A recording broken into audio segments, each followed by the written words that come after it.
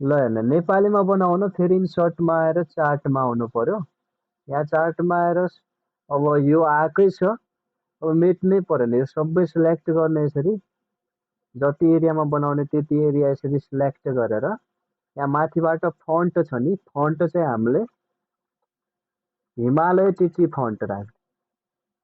Himalaya टिची font भनेको पिर्ती font जस्तै हो, नेपालीमा लेख्न युज गरिन्छ। हिमालय टिची फन्ट राखेर अब तपाईँले यो आछ नि, यो यिनीहरूलाई मेटेर अब यसमा क्लिक गर्दै ब्याक स्पेसले मेट्ने। अब यहाँ नलेख्ने हाम्रो जस्तो केटाकेटी अथवा छात्र छात्रा लेख्या हुन्छ भने अब 6 लेख्नु पर्यो भने 5 प्रेस गरिन्थ्यो नि, शिफ्टसँग 5 प्रेस गर्नु पर्यो। नम्बरमा आउने चिजहरू चाहिँ छात्र जम्मा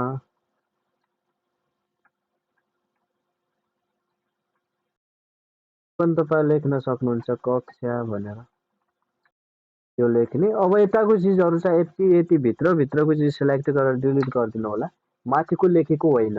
माथि लेखेको डिलिट नगर्ने, यहाँ भित्रको मात्रै यसरी माउसलाई ड्र्याग गरेर डिलिट गरिदिँदा हुन्छ। या यसरी गर्न आएन भने एक एक गर्दै क्लिक गरेर डिलिट गर्दा पनि भयो। अब यहाँ छात्रको सङ्ख्या कति छ, छात्रको छात्र यो गरेर अब जम्मा निकाल्नु पर्यो भने यहाँ इक्वल छ।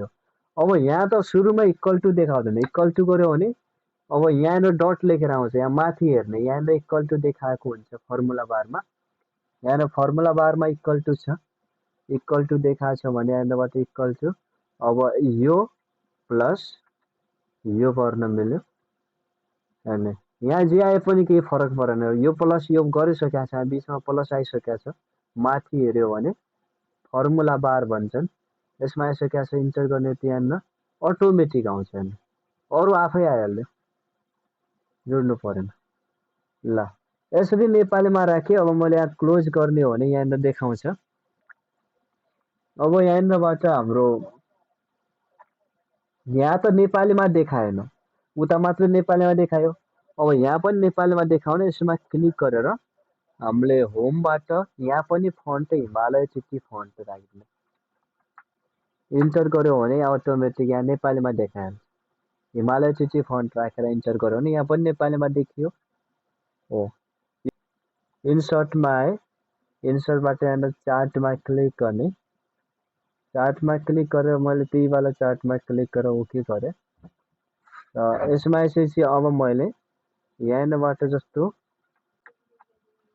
इन्कम एक्सपेन्सेस अनि यतापट्टि टोटल राखेँ। यतापट्टि अब हाम्रो इयर राखेँ, जस्तो 2070। यतापट्टिबाट मैले यो सबै मेटिदिएँ। यो मेटेर अब यहाँ इन्कम मानव 75 सालमा कति भयो, जस्तो फर इक्जाम्पलबाट फेरि अब चाहिँ मैले माइनस गर्नुपर्ने हो। अब यहाँ जस्तो 76 सालमा कति भयो त्यो राख्न मिल्यो। अब मैले यहाँबाट सेभिङ निकाल्न अब मैले इन्कमबाट एक्सपेन्सेस घटाउनु पर्यो। त्यो घटाउनुको लागि यहाँ सेभिङमा आएर इक्वल टु गर्नु पर्यो, इक्वल टु इन्कम भनेको यो इन्कम माइनस गर्नु पर्यो, बिचमा एक्सपेन्सेस गर्ने बित्तिकै यहाँ आइहाल्छ। अब यो बनाइसकेपछि यसमा विभिन्न अब सेटिङ गर्नुपर्छ। जस्तो अब कलरहरू त यताबाट राख्न सक्यो, डिजाइनहरू होइन, यो डिजाइन राख्नुहोस् जस्तो राख्ने हो त्यस्तो। त्यस्तै हामीले यहाँबाट यो लेआउटहरू पनि चुज गर्नुपर्छ। अब यो बाहेक डिटेलमा तपाईँले यहाँ लेआउट भन्ने छ माथि। अब कुनै पनि चार्ट बनाइसकेपछि यहाँ लेआउटमा आएर तपाईँले यहाँ चार्टको टाइटल, यसको टाइटल लेखेर आउने बनाउनु पर्यो भने चार्ट टाइटलमा आउनुपर्छ। लेआउटबाट चार्ट टाइटलमा आउने। अब टाइटल कहाँनिर लेखेर आउने त, सेन्टर ओभरले र एबभ। सेन्टर ओभरले भनेको यो चार्टको अगाडि आउँछ, पछाडि यसको चार्ट छ, त्यसको अगाडि चाहिँ चार्ट टाइटल भनेर आउँदैछ। यदि मैले चार्ट टाइटललाई एबभ चार्ट गरिदियो भने यस्तो माथि आउँछ, यो टाइटल लेख्यो। अब मैले यहाँबाट आवर एक्स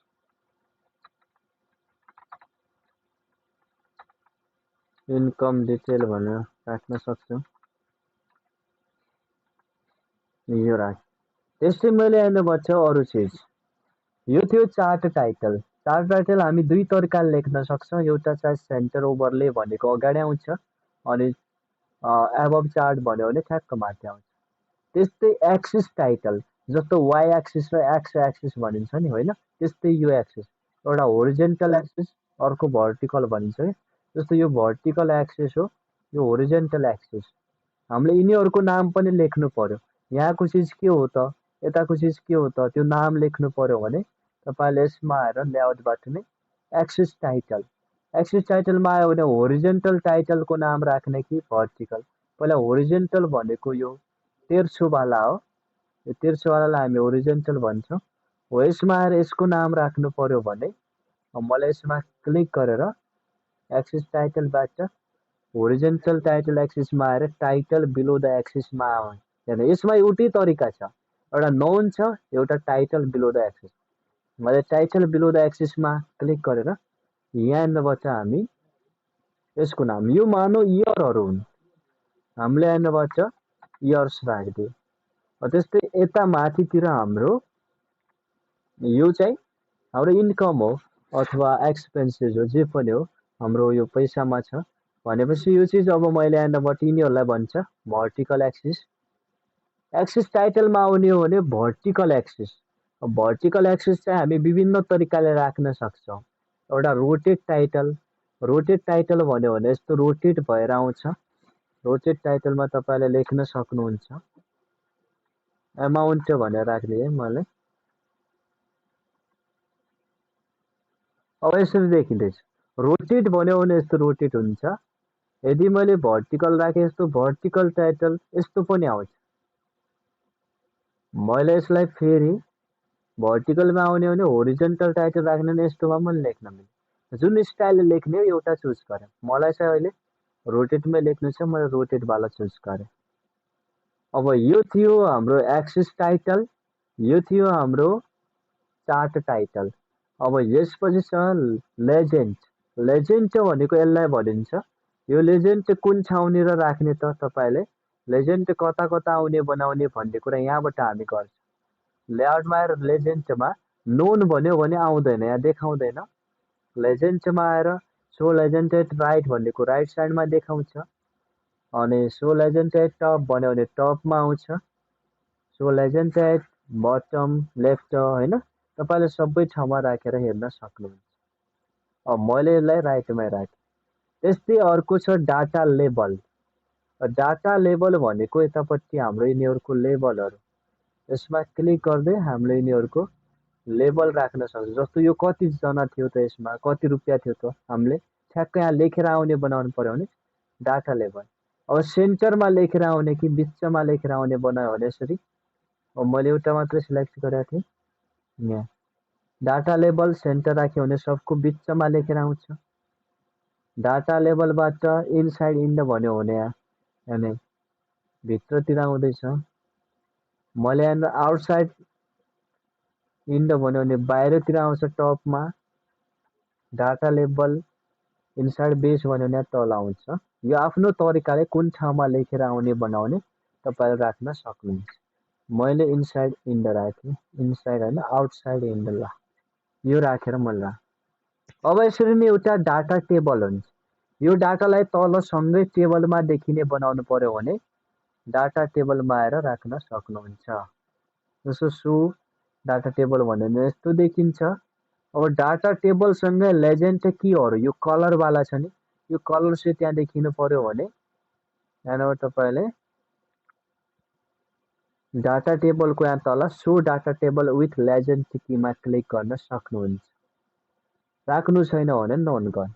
अब मानौ यिनीहरूको मैले चाहेको जस्तै कलर गर्नु पर्यो, यसको कलर यस्तो नभएर फरक राख्नु पर्यो। हरेक कोलमको कलर आफ्नो तरिकाले चेन्ज गर्नु पर्यो भने यिनीहरूमा क्लिक गर्ने पहिला।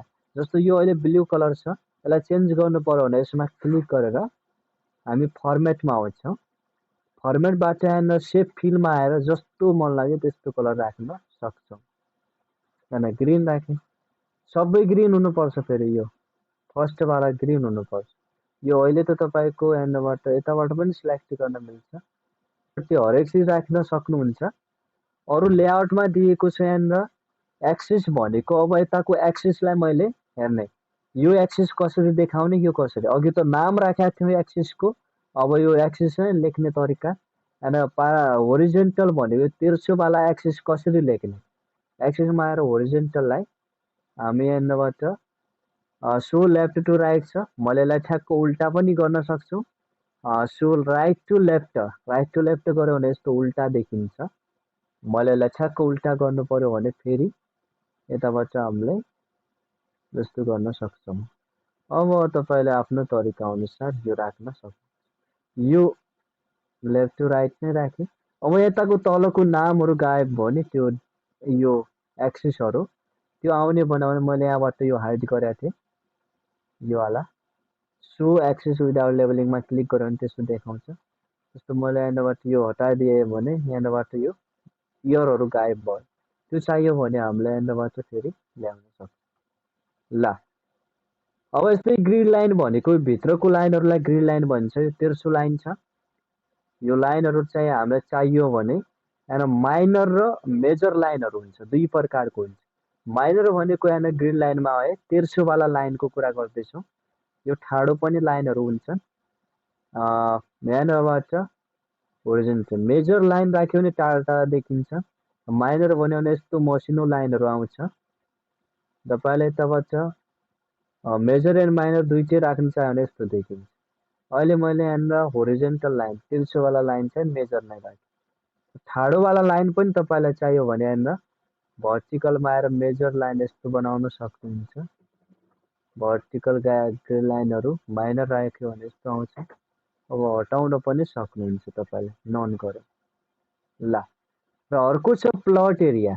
यो जुन खम्बाहरू देखिँदैछ नि त्यो उभिएको ठाउँलाई हामी प्लट एरिया भन्छ यति बक्सलाई यहाँ हेर्ने यो बक्स भनेको प्लट एरिया हो खाली ठाउँ यसमा कलर गर्न सक्छौँ हामी फर्मेटमा आएर कुनै पनि कलर गर्न सकिन्छ यो प्लट एरियामा अब प्लट एरियाको कलर हटाउन हामी यहीँनिर प्लट एरियाबाट नन गर्यो भने कलर आउँदैन यति कुरा हो कलर आउने बनाउनु छ भने यसमा आएर तपाईँले कुनै पनि कलर चुज गर्न सक्नुहुन्छ फर्मेटमा है ओके यति नै हो हाम्रो चार्टमा बाँकी यो ट्रेल लाइन यो लाइनहरू तानेर तपाईँले एनालाइसिस गर्नु पर्यो कुनै चिजलाई सिकाउनु पर्यो भने हामी यो तपाईँले एउटा लाइन यस्तो तान्न सक्नुहुन्छ केमा राख्ने भनेर यो अरू चिज हेर्नु होला ओके सर यति कुरा बुझ्नुभयो